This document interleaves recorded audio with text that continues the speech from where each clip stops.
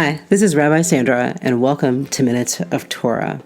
This week we're in the Torah portion, Yitro, and we finally receive the Torah at Mount Sinai.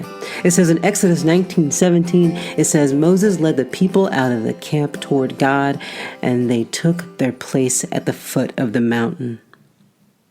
And there's a story in the Talmud, in Shabbat 88a. One rabbi says that the Jewish people stood beneath the mountain, and God overturned the mountain above the Jews like a tub.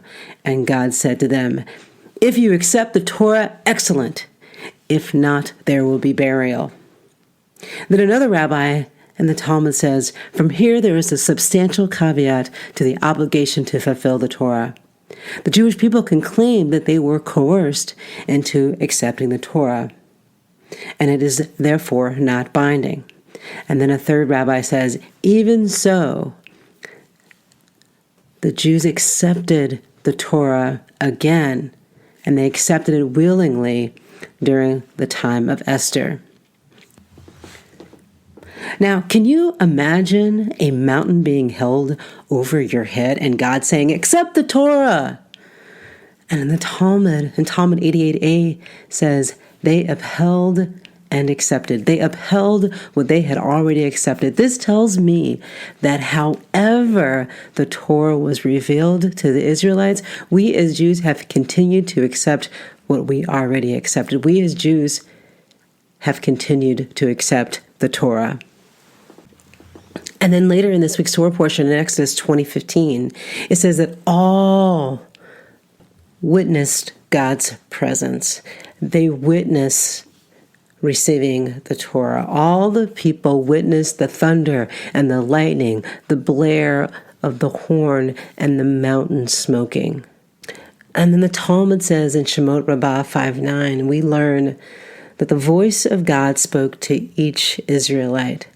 That means to each and every person. God's voice was heard and understood because the voice spoke to each individual according to that person's particular ability to hear and understand.